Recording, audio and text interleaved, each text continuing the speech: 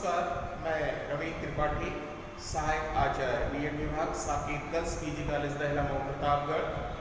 आप सभी व्यूअर्स का साकेत ऑनलाइन क्लासेस के इस यूट्यूब चैनल पर हार्दिक स्वागत करते हैं।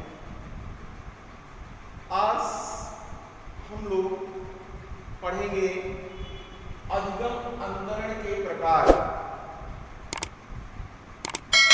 पिछली वीडियो में हमने आपको अधिगम अंतरण क्या होता है इसके बारे में बताया एवं समझाया था। कुछ अधिगम अंतरण की परिभाषाओं का विश्लेषण किया गया था। हमें उम्मीद ही नहीं, पूरा विश्वास है कि अब आप अधिगम अंतरण की अवधारणा से सुपरिचित हो चुके होंगे कि वास्तव में अधिगम अंतरण क्या होता है। एक बार मैं पुनः बताना चाहूँगा कि अधिगम अंतरण से अभिप्राय पूर्व में सीखे गए ज्ञान, अनुभव, कार्य आदि का किसी नई या दूसरी परिस्थिति में उपयोग करना अधिगम अंतरण।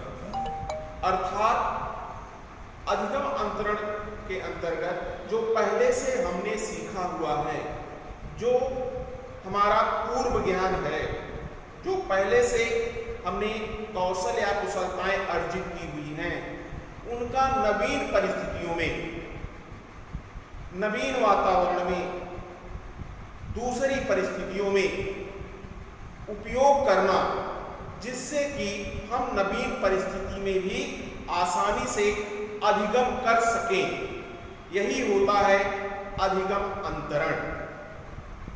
अंतरण का मतलब ही होता है परिवर्तन, बदलाव या जो है प्रतिस्थापन।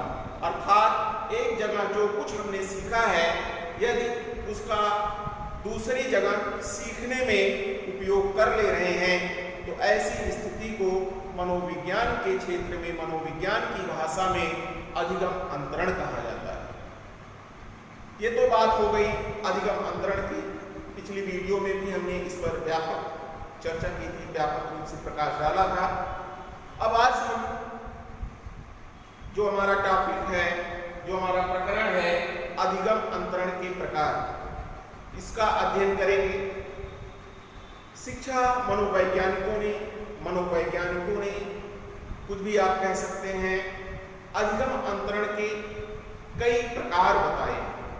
अधिगम के स्वरूप या अधिगम अंतरण की प्रकृति या स्वरूप को समझने के लिए इन प्रकारों को भी समझना अति आवश्यक है।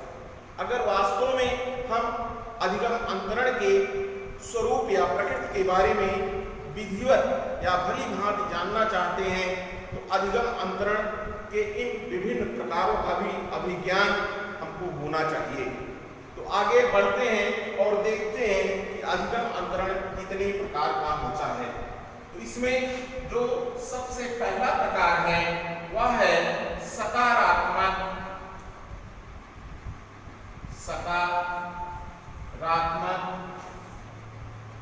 अधिगम अंतरण। सकारात्मक अधिगम अंतरण। सकारात्मक अधिगम अंतरण को धनात्मक अधिगम अंतरण कहते हैं। अर्थात यह अंतरण का ऐसा स्वरूप है जो पॉजिटिव होता है, जो सकारात्मक होता है, जो पूरी तरह से अन्य परिस्थितियों में हमें समायोजन करने में या सीखने में हेल्पफुल होता है, सहायक होता है। कहने का अभिप्राय यह है कि सकारात्मक अधिगम अंतरण वह स्थिति है जिसमें हम पूर्व में सीखे गए ज्ञान और कौशल की सहायता से नवीन परिस्थिति में भी उसका उपयोग करते हुए आसानी से नई नई चीज़ों को, नए नए कौशलों को भली भांति सीख जाते हैं। कहने का मतलब यह है कि सकारात्मक अधिगम अंतरण वह होता है जो हमें नवीन परिस्थितियों में नवीन ज्ञान अर्जन करने में, नवीन कौशलों को सीखने में मददगार या सहायक होता है। सकारात्मक अधिगम का स्वरूप ही सहायक अंतरण के रूप में होता है। अर्थात अगर सार संक्षेप में कहा जाए तो जो हमने पूर्व में सीखा हुआ है वो नवीन बातों को सीखने में हेल्पफुल या सहायक सिद्ध हो रहा है। इसे ही सकारात्मक अधिगम अंतरण कहा जाता है या धनात्मक अधिगम अंतरण कहा जाता है। अब जरा दूसरा प्रकार देखते हैं। दूसरा प्रकार जब देखेंगे तो पहला प्रकार स्वाभाविक रूप से और अधिक समझ में आ जाएगा। दूसरा प्रकार है नकारात्मक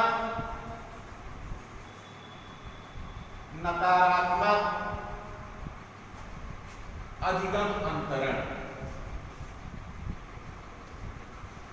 नकारात्मक अधिगम अंतरण। सकारात्मक कहने का अभिप्राय जो हमने पहले सीखा था वह नए प्रकार के ज्ञान और कौशल को सीखने में सहायक हो रहा है, सहायक सिद्ध हो रहा है। जो पहले से सीखी हुई बातें थी अब वह नवीन बातों को सीखने में हमारी मदद कर रही है। यह तो सकारात्मक अधिगम अंतरण था। नकारात्मक अधिगम अंतरण में ठीक सकारात्मक अधिगम अंतरण के विपरीत बातें बैठती हैं, विपरीत बातें होती हैं। तो नकारात्मक अधिगम में जो कुछ हमने पूर्व में सीखा हुआ है वह नवीन प्रकार की चीजों को, नवीन प्रकार की बातों को, नवीन प्रकार के ज्ञान को, नवीन अनुभव अर्जन में या नवीन कौशलों को अर्जित करने में बाधा उत्पन्न करता है। एक सहायक होता है, दूसरा बाधक होता है। अब इसमें जो कौन चीज आपको ध्यान में रखनी है वह यह रखनी है कि जो पूर्व में हमने सीखा है, जो वास्तव में अधिगम अंतरण का जो है कॉन्सेप्ट है, उस कॉन्सेप्ट को ध्यान में रख करके पहले में सहायक आपको सिद्ध कर देना है और दूसरे में अवरोधक। सकारात्मक अधिगम अंतरण में पूर्व में सीखा गया ज्ञान कौशल सहायक होता है। नकारात्मक अधिगम अंतरण में जो हमने पूर्व में सीखा हुआ है, जो पहले से ज्ञान, पहले से अर्जित अधिगम अंतरण है, वह अवरोध उत्पन्न कर रहा है। जैसे मान लीजिए आप साइकिल चलाना सीख गए हैं, तो साइकिल चलाने का जो आपका ज्ञान है, साइकिल चलाने का जो आपका अनुभव है, कौशल है, वह स्कूटर जब आप चलाना सीखेंगे, मोटरसाइकिल चलाना सीखेंगे, वहां पर सहायक होगा। इसी तरह से जब आप कार चलाना सीखेंगे, उसके पहले जो आपने ड्राइविंग की हुई है, जो उसके पहले ड्राइविंग का एक्सपीरियंस आपको है, जो कौशल आपने अर्जित किया है, वह कार सीखने में सहायक सिद्ध होगा। यह क्या है? सकारात्मक अधिगम का अंतरण, सकारात्मक अधिगम अंतरण का उदाहरण। ऐसे ही आप विभिन्न विषयों के साथ इसको जोड़ करके देख सकते हैं कि अगर आप जो जैसे मान लीजिए मैथमेटिक्स का कोई फार्मूला या कोई प्रश्न हल करने की विधि आपने सीखी हुई है, वह सीखी हुई विधि आगे अगर नवीन विधि सीखने में सहायक हो रही है तो ऐसे अधिगम अंतरण को सकारात्मक अधिगम अंतरण कहा जाता है। और ठीक इसके विपरीत अगर जो पहले आपने सीखा हुआ है, पहले ऐसी कोई विधि सीखी हुई है, पहले ऐसा कोई ज्ञान अर्जित किया हुआ है जो नवीन ज्ञान के अर्जन में बाधा उत्पन्न कर रहा है, तो उसे नकारात्मक अधिगम अंतरण कहा जाता है। तो निश्चित अब आपकी समझ में आ गया होगा कि सकारात्मक अधिगम अंतरण क्या होता है, नकारात्मक अधिगम अंतरण क्या होता है। भाई जैसे आप कोई चिकित्सक को, आप किसी चिकित्सक के पास गए हैं, आपको कोई समस्या है, मान लीजिए आपको श्वास संबंधी कोई समस्या है, तो श्वास संबंधी समस्या में चिकित्सक कहता है कि आपको क्या करना है, धीरे धीरे चलना, बहुत स्पीड में नहीं चलना, बट उसके पहले आप बहुत स्पीड में चलते थे। अब आपकी आदत, आपका अनुभव कैसा है, स्पीड से, गति से चलने का, बट अब डॉक्टर चिकित्सक क्या कह रहा है कि आपको स्लो मोशन में चलना, मंद गति से चलना। अब ऐसे में जो पहले तीव्र गति से चलना आपने सीखा हुआ था, वह मंद गति से चलने में अवरोध उत्पन्न करेगा। ठीक है, आपको समस्याओं का सामना करना पड़ेगा मंद गति से चलने में। ये तो नकारात्मक अधिगम अंतरण का उदाहरण। एक तीसरा प्रकार भी विद्वानों द्वारा बताया गया है, उसको भी आप जान लीजिए, वह है शून्य अधिगम अंतरण। शून्य अधिगम अंतरण, अधिगम अंतरण। शून्य अधिगम अंतरण का अभिप्राय है कि एक तटस्थतापूर्ण स्थिति, अर्थात जो पहले आपने सीखा हुआ है, ना तो वह सहायक सिद्ध हो रहा है, ना तो उससे कोई मदद मिल रही है, और ना ही वह अवरोध उत्पन्न कर रहा है, ऐसे अधिगम अंतरण को शून्य अधिगम अंतरण कहा जाता है। लेकिन यहाँ इस बात का आप ध्यान रखिएगा कि इस अंतरण के स्वरूप को लेकर के शिक्षा मनोविज्ञानियों में थोड़ा विवाद की स्थिति है, अर्थात वो इस अंतरण के प्रकार को लेकर के मतैक्य धारण नहीं करते। ज्यादातर विद्वानों का अभिमत है कि यह अधिगम अंतरण का कोई प्रकार है ही नहीं, इसमें किसी भी प्रकार का कोई अधिगम अंतरण होता ही नहीं, बस केवल सैद्धांतिक दृष्टि से इस प्रकार को समझा जा सकता है कि ऐसी स्थिति भी आ गई। लेकिन ये तो दो स्थितियां हैं, एक में सहायक और एक में अवरोध, लेकिन एक तीसरी स्थिति भी कल्पित हो सकती है कि कोई जो पूर्व का सीखा हुआ ज्ञान या अनुभव है, वह नए प्रकार के ज्ञान को सीखने में न तो सहायक सिद्ध हो रहा है और ना ही अवरोध उत्पन्न कर रहा है। ये तो तीन प्रकार हो गया। कुछ अधिगम अंतरण के और भी प्रकार हैं, उनको भी हम आप लोग जान लेते हैं, परीक्षा की दृष्टि से वो भी महत्वपूर्ण सिद्ध होंगे। चौथा प्रकार आप कह सकते हैं ऊर्ध्व अधिगम अंतरण। ऊर्ध्व अधिगम अंतरण। ऊर्ध्व का मतलब होता है ऊपर की ओर, आगे की ओर। अधिगम अंतरण अर्थात जो कुछ भी हमने पहले सीखा हुआ है, जो हमारा पूर्व अर्जित ज्ञान और अनुभव है, पूर्व अर्जित हमारा जो कौशल है, वो नए अनुभव और कौशलों को अधिक मात्रा में, श्रेष्ठ रूप में अर्जित करने में हमारी हेल्प कर रहा है, मदद कर रहा है।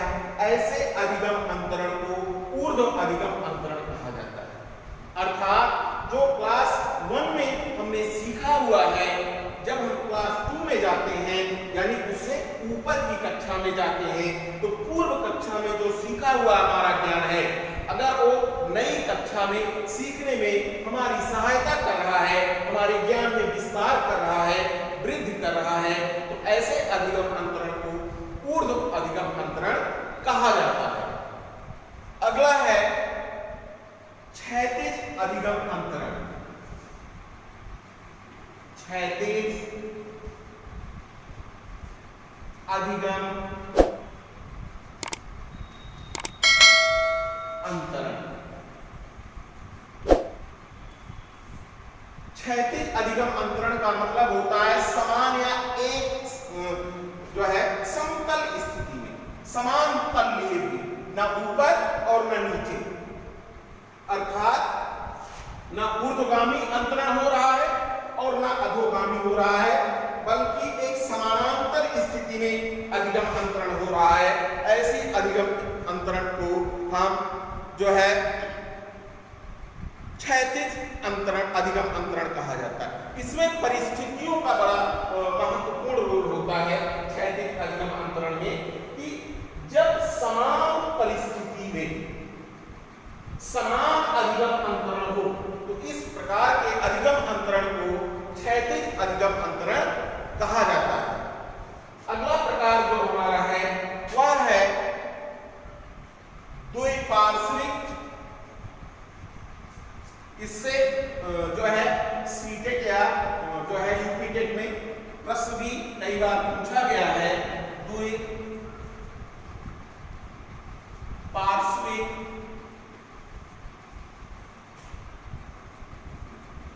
अधिगम अंतरण। द्विपार्श्विक अधिगम अंतरण कहने का मतलब यह है कि जब शरीर के किसी एक अंग को प्रशिक्षित किया जाता है, कौशल युक्त बनाया जाता है, तो उस पूर्व प्रशिक्षित और कौशल परक अंग की सहायता से दूसरा अंग जब उस कौशल को सीखता है, पहले अंग द्वारा अर्जित जो है कौशल को सीखने का प्रयास करता है, तो उसे द्विपार्श्विक अधिगम अंतरण कहा जाता है। अर्थात एक अंग द्वारा, एक प्रत्यंग द्वारा, एक पांग द्वारा, एक शरीर के किसी भी अवयव द्वारा सीखे हुए ज्ञान, अनुभव और कौशल का जब शरीर के दूसरे अंग में ट्रांसफर होता है, दूसरे अंग में अंतरण होता है, तो इस प्रकार के अंतरण को द्विपार्श्विक अधिगम अंतरण कहा जाता है। इसमें आप शरीर के अंगों शब्द पर विशेष ध्यान दीजिएगा, क्योंकि जैसे आप दाएं हाथ से लिखते हैं, दाएं हाथ से लिखने में आप जो है कुशल हो चुके हैं, तो उसी कुशलता के आधार पर जब आप बाएं हाथ से लिखना शुरू करते हैं, बाएं हाथ से लिखना जो है सीखते हैं, तो पहले दाएं हाथ से जो आपने सीखा हुआ है वो बाएं हाथ से लिखने में आपकी मदद करेगा, सहायक सिद्ध होगा। इस प्रकार के अधिगम अंतरण को द्विपार्श्विक अधिगम अंतरण कहा जाता है। तो ये अधिगम अंतरण के कुछ प्रकार हैं, इनको अवश्य ध्यान में रखिएगा, क्योंकि यहाँ से प्रश्न बन सकता है कि अधिगम अंतरण से आप क्या समझते हैं। अधिगम अंतरण के विभिन्न प्रकारों का उल्लेख कीजिए। तो पहली वीडियो में हमने आपको अधिगम अंतरण क्या होता है इसके बारे में बताया था। आज इस वीडियो में हमने आपको बताया कि अधिगम अंतरण के प्रकार कौन कौन से होते हैं। अब आगे बढ़ते हैं और इस टॉपिक के एक महत्वपूर्ण बिंदु या पड़ाव की ओर, जिसको जानना और समझना अत्यंत आवश्यक है, वह है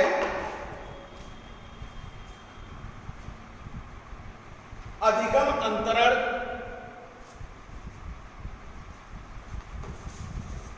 को प्रभावित करने वाली दशाएं। अधिगम अंतरण को प्रभावित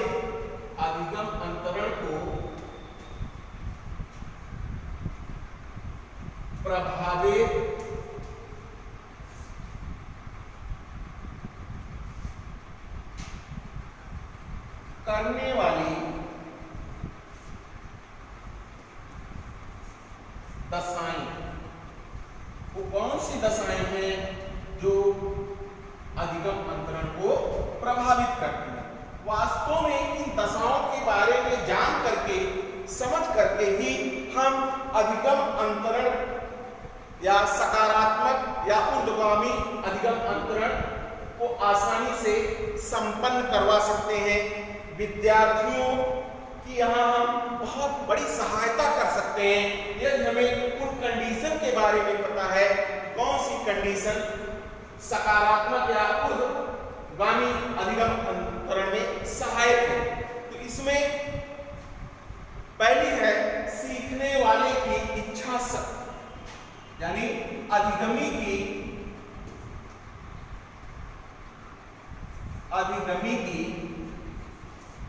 इच्छा शक्ति, ये कारक सीधे सीधे प्रेरणा से जुड़ा हुआ होता है, यानी एक पूरा का पूरा मसला प्रेरणा का होता है।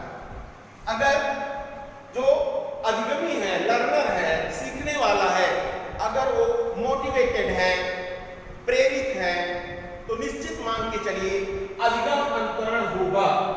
और अगर अधिगम अंतरण के लिए कोई तैयार ही नहीं है, उसमें अधिगम अंतरण को लेकर के इच्छा शक्ति ही नहीं है, तब आप अधिगम अंतरण नहीं संपन्न करवा सकते, अर्थात उसमें अधिगम अंतरण नहीं होगा। कहने का मतलब यह है कि बांध करके बनिया को आप बाजार नहीं लगवा सकते। कहने का मतलब यह भी है कि आप घोड़े को घाट तक ले जा सकते हैं, लेकिन पानी पीने के लिए उसको विवश नहीं कर सकते। तो यही बातें अधिगमी इच्छा शक्ति से भी जुड़ी हुई है कि अगर अधिगमकर्ता में, अधिगमी में इच्छा शक्ति है अंतरण को लेकर के, उसमें अधिगम अंतरण होगा, और अगर नहीं है तो फिर नहीं होगा। दूसरा है सीखने वाले की मानसिक योग्यता। दूसरा कारक है अधिगमी या सीखने वाले की मानसिक योग्यता। मानसिक योग्यता का मतलब यहां संज्ञानात्मक योग्यताओं से है, जैसे बुद्धि, क्षमता, कल्पना, तर्क आदि की जो शक्ति होती है, अगर वह अधिगमी में है, अधिगमी मानसिक शक्ति से युक्त है, तभी उसमें अधिगम अंतरण होगा। जितना अधिक मानसिक शक्ति होगी, संज्ञानात्मक शक्तियां जितनी अधिक लर्नर में होंगी, वह उतनी तेजी से, तीव्र गति से अधिगम अंतरण कर पाएगा।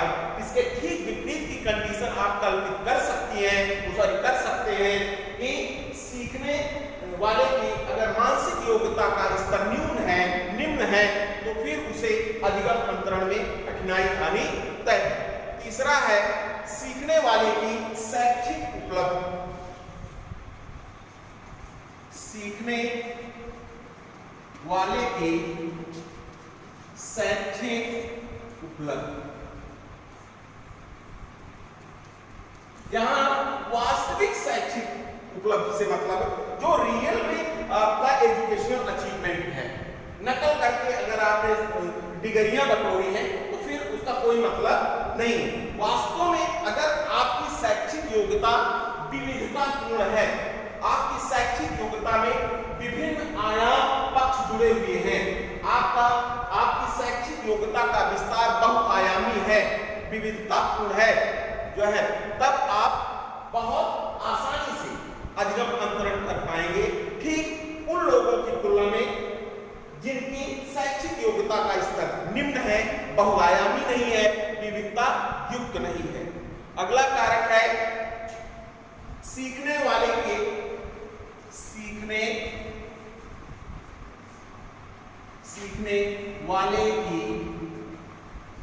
सामान्यीकरण करने की क्षमता। सामान्यीकरण करने की क्षमता। जो हमारा लर्नर है, जो हमारा अधिगमी है, जो हमारा सीखने वाला है, अगर उसमें सामान्यीकरण की योग्यता है, अगर वह चीजों को सामान्यीकृत कर ले जाता है, तो निश्चित मान करके चलिए कि उसमें अधिगम अंतरण की योग्यता भरपूर होगी। वो विषयों का, विभिन्न प्रकार के कौशलों का आसानी से, सरलता से, तीव्र गति से, ऊर्ध्व दृष्टि से अधिगम अंतरण कर लेगा। ठीक इसके विपरीत अगर वह स्थिति, परिस्थिति, ज्ञान का, अनुभव का सामान्यीकरण करने में असफल रहता है, तब उसे अधिगम अंतरण करने में दिक्कत आएगी। अगला है विषय वस्तु की समानता। पांचवा कारक है विषय वस्तु की समानता। समान विषय वस्तु, अगर भाई जो कुछ हम सीखने जा रहे हैं, जो हमारा पाठ्यक्रम है, अगर वो समान रूप में है, उसमें समानताएं नहीं है, तो अधिगम अंतरण आसानी से होगा। ठीक इसके विपरीत की अगर आप स्थिति कल्पना कर लीजिए कि अगर जो विषय वस्तु हमारी है उसमें बड़ा अलगाव है, बड़ी विभिन्नता है, तो निश्चित मान करके चलिए कि जो है अधिगम अंतरण में कठिनाई आएगी। कहने का मतलब यह है समान विषय वस्तु जब होती है तो अधिगम अंतरण सरलता से होता है, अच्छी मात्रा में होता है, और उसके विपरीत अगर विषय वस्तु असमान है, जटिल है, बहुत अंतर लिए हुए है, तब अधिगम अंतरण होने में समस्या होगी। इस साथ ही है कि विभिन्न, अगला पॉइंट आप इसको इस तरीके से देख सकते हैं। जो नेक्स्ट है वह है छठा, विषय में निहित अंतरण के मूल। अंतरण के मूल, कुछ विषय होते हैं जिनमें अंतरण मूल्य अधिक होता है, ट्रांसफर वैल्यू अच्छी खासी होती है और उनका आसानी से हम अंतरण कर ले जाते हैं। ठीक इसके विपरीत कुछ ऐसे विषय होते हैं जिसमें अंतरण मूल्य बड़ा न्यून होता है, उन विषयों का अधिगम अंतरण करने में दिक्कत आती है। जैसे जो हमारे साहित्यिक विषय होते हैं, जो हमारे मानवीय विषय हैं, वैज्ञानिक विषयों की तुलना में उनमें अंतरण मूल्य कम होता है, न्यून होता है। इसलिए गणित और विज्ञान विषय का अधिगम अंतरण आसानी से हो जाता है, जबकि साहित्यिक और मानवीय विषयों का अधिगम अंतरण सरलता से नहीं हो पाता। फिर अगला है और अंतिम है सातवां, वह है प्रशिक्षण। अधिगम अंतरण में प्रशिक्षण का भी महत्वपूर्ण स्थान होता है। अगर अधिगमी को अधिगम अंतरण के लिए प्रशिक्षित किया जाए, उसके अंदर ऐसे कौशलों का विकास किया जाए जिससे वह अधिगम अंतरण आसानी से कर सके, तब अधिगम अंतरण की मात्रा अच्छी होगी। तो ये कुछ ऐसे कारक हैं जो अधिगम अंतरण की प्रक्रिया को प्रभावित करते हैं। अब ये ऐसे कारक हैं जिनको आप इस रूप में भी दिखा सकते हैं कि अधिगम अंतरण की मात्रा को कैसे बढ़ाया जाए, अधिगम अंतरण के मार्ग में आने वाली समस्याओं को कैसे दूर किया जाए। वहां भी इन बातों का उल्लेख करते हुए आप अपने प्रश्न का उत्तर लिख सकते हो, दे सकते हो। भाई अगर इन सारे कारकों का सकारात्मक ढंग से यूज करें, उपयोग करें, तब अधिगम अंतरण की मात्रा बढ़ जाएगी। और अगर ये सारे कारक अपने नकारात्मक रूप में मौजूद हैं, तब निश्चित मान करके चलिए कि अधिगम अंतरण में समस्या आएगी। तो आज हम यही अपनी बात को समाप्त करते हैं, इस विश्वास के साथ कि चीजें आपकी समझ में आई होंगी और आप जो है आपको अधिगम अंतरण के स्वरूप को समझने में सहजता और सरलता होगी। धन्यवाद।